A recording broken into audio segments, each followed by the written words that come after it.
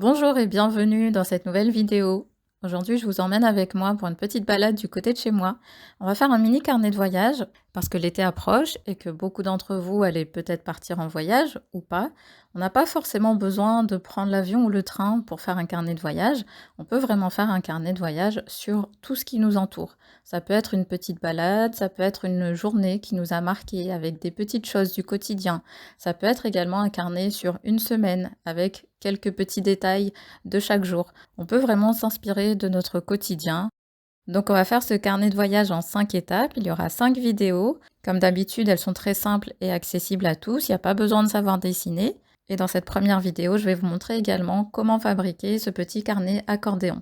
Alors c'est parti, prenez vos pinceaux et on y va pour cette petite balade au coin de la rue.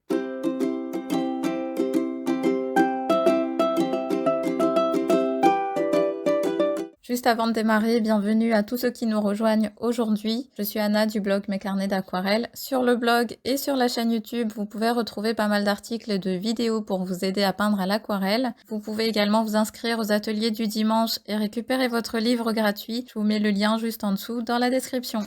Donc on va commencer par fabriquer notre petit carnet accordéon. Donc pour ça, on aura besoin d'une grande feuille aquarelle. Ici, j'ai choisi une feuille 100% coton de la marque Arche. Le mieux, c'est quand même du 100% coton pour avoir un meilleur rendu et des couleurs beaucoup plus vibrantes et pour pouvoir travailler plus longtemps sur humide. Mais si vous avez du papier en cellulose, c'est très bien aussi. Donc je vais commencer par tracer une ligne pour désigner la largeur de ce carnet. Donc après, la largeur, c'est à vous de définir. Si vous souhaitez avoir un grand carnet, vous pouvez partir sur du 20-25 cm. Moi, ici, je pars sur 17 cm pour avoir une taille assez correcte, ni trop petite, ni trop grande. Ça me convient parfaitement. Donc on trace au crayon et on découpe. Et on se retrouve avec une large bande de papier aquarelle. Donc là, en fonction de la longueur de votre papier, vous allez pouvoir le diviser en 4 ou en 5. Si c'est vraiment un très grand format, vous allez pouvoir peut-être le diviser en 5 parties. Ici, moi, je vais le diviser en 4, donc j'aurai 4 parties de 13 cm. Donc je vous donne les mesures juste pour que vous ayez une petite idée, mais à vous ensuite de définir vos propres mesures en fonction de la longueur totale de votre papier. Il existe vraiment différents formats, donc à vous de voir comment vous souhaitez adapter. Je vais faire simplement les petites marques en haut et en bas pour définir ces différentes parties. Ensuite, je vais reprendre ma paire de ciseaux et je vais bien l'ouvrir. Et avec ma règle, au lieu de tracer au crayon, je vais tracer avec les ciseaux. Donc ici, attention à ne pas appuyer trop fort, au risque d'avoir des traces trop imposantes, mais juste un petit peu pour avoir des marques qui vont nous aider ensuite à plier le papier en accordéon. Je vais découper le petit bout qui dépasse sur le côté. Et maintenant, je vais plier au niveau de ces marques. Je ne sais pas si vous arrivez à les voir. Je vais plier d'un côté, puis de l'autre. On y va lentement pour ne pas abîmer le papier. Et on marque bien le pli. Donc normalement, si vous avez bien fait vos marques au ciseau, ça devrait se plier assez facilement. Si vous avez des difficultés à plier, si vous sentez que ça ne se plie pas facilement, vous pouvez refaire une marque au ciseau pour aider ensuite au pli. Et avec les bords de mes ciseaux, je vais marquer un peu plus les plis en appuyant un petit peu. Et voilà, on a notre carnet accordéon. Donc vous voyez, c'est très facile à réaliser et puis c'est pratique. On peut l'emporter partout facilement dans son sac. Et c'est parti, on va pouvoir commencer à peindre à l'intérieur de ce carnet. Donc on va l'ouvrir et peindre sur la première double page. Donc pour être plus à l'aise pour peindre, le mieux c'est d'ouvrir entièrement le carnet pour pouvoir bien le poser à plat sur le plan de travail. Je vais peindre avec ce pinceau, c'est un taille 6. Je vous mets toutes les références du matériel que j'utilise en commentaire de cette vidéo, donc n'hésitez pas à aller voir si vous souhaitez avoir les références exactes.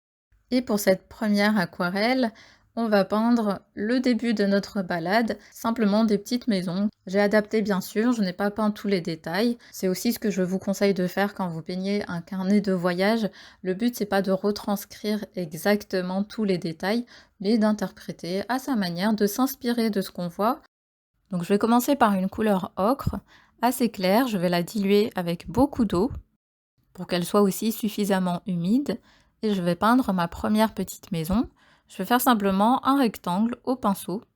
Ensuite, je vais prendre une pointe de rouge et de brun que j'ai sur ma palette et je vais faire une autre maison juste à côté. Donc pareil, un petit carré.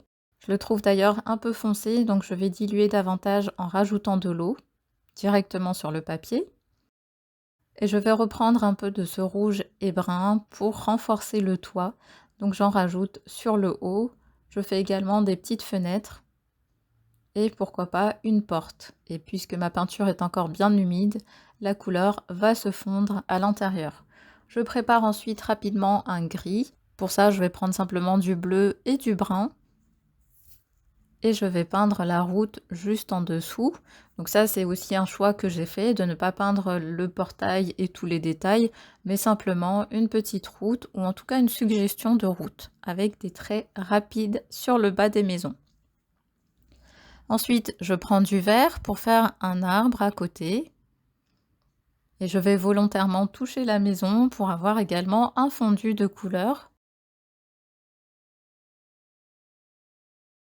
Je pose des petites marques au pinceau avec ce vert assez clair, assez dilué. Ensuite, je vais rajouter un vert un peu plus foncé, donc un peu plus de couleur. Et je rajoute quelques touches. Je fais ensuite le tronc d'arbre avec du brun.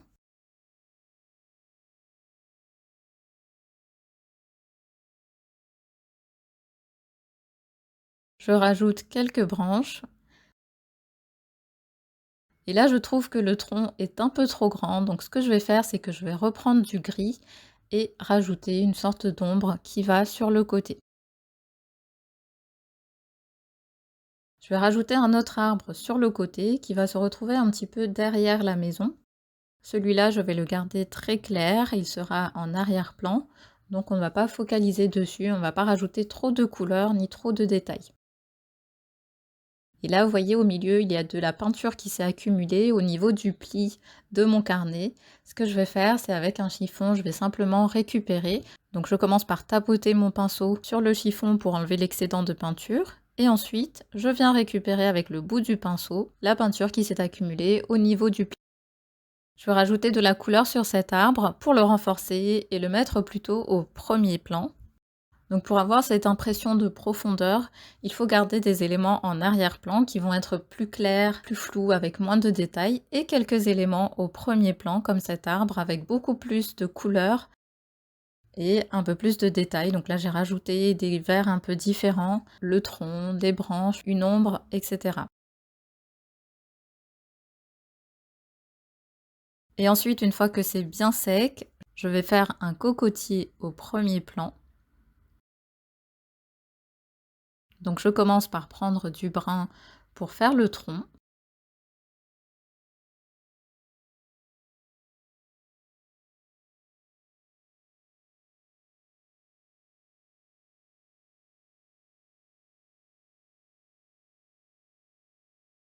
Ensuite, je vais prendre du vert pour faire les feuilles. Et là, je prends une couleur assez pigmentée, puisqu'encore une fois, on est au premier plan. On veut avoir des couleurs assez vives et assez foncées. Je fais rapidement des feuilles sans trop me prendre la tête. Je varie également les verts, donc je rajoute des touches de vert sapin. Et je fais des feuilles assez rapidement. Donc vous voyez, de temps en temps, je suis sur la pointe du pinceau et d'autres fois, j'appuie un peu plus sur le pinceau pour avoir des feuilles un peu plus larges. Je rajoute du vert sapin au centre et à certains endroits pour avoir ces couleurs plus foncées. Je vais également reprendre du brun pour renforcer le tronc. Donc j'en rajoute un petit peu sur le côté. Et là, le souci que j'ai rencontré, c'est que la première couleur était à moitié sèche. Elle était ni humide ni complètement sèche. Ce qui fait que j'ai eu quelques auréoles au moment où j'ai rajouté de la couleur. Je vais simplement estomper avec mon pinceau. Et je vais terminer par quelques projections avec du vert sapin. J'adore faire les projections. Je trouve que ça rajoute un côté plus spontané. Donc n'hésitez pas à en utiliser également si ça vous plaît. Ensuite, je vais attendre que ça sèche complètement pour pouvoir écrire un petit message parce que le carnet de voyage, c'est aussi là où on va mettre tous ces souvenirs, toutes ces pensées du moment. Ça peut être des citations, ça peut être votre ressenti ou ce que vous avez fait au cours de la journée, ce que vous avez découvert, ce que vous avez lu. Vraiment des petites réflexions. Ici, je vais pas trop me prendre la tête, mais de votre côté, si vous faites un carnet de voyage, vraiment, laissez libre cours à vos ressentis, vos émotions, à ce que vous voyez, etc. Donc j'utilise ce stylo, c'est un Weiball 07. Je le trouve vraiment bien parce qu'il glisse facilement sur le papier et on peut vraiment écrire de manière assez fluide. Et voilà pour la première étape de notre balade au coin de la rue. Si vous voulez poursuivre ce voyage, je vous invite à vous abonner à la newsletter. J'envoie toujours des conseils en plus aux abonnés. Donc chaque semaine, je vous enverrai la nouvelle vidéo et des conseils en plus pour faire ce mini carnet de voyage. Et n'hésitez pas aussi à me laisser un commentaire et un petit pouce si vous avez aimé cette vidéo. Je vous retrouve bien sûr la semaine prochaine pour la suite de ce carnet.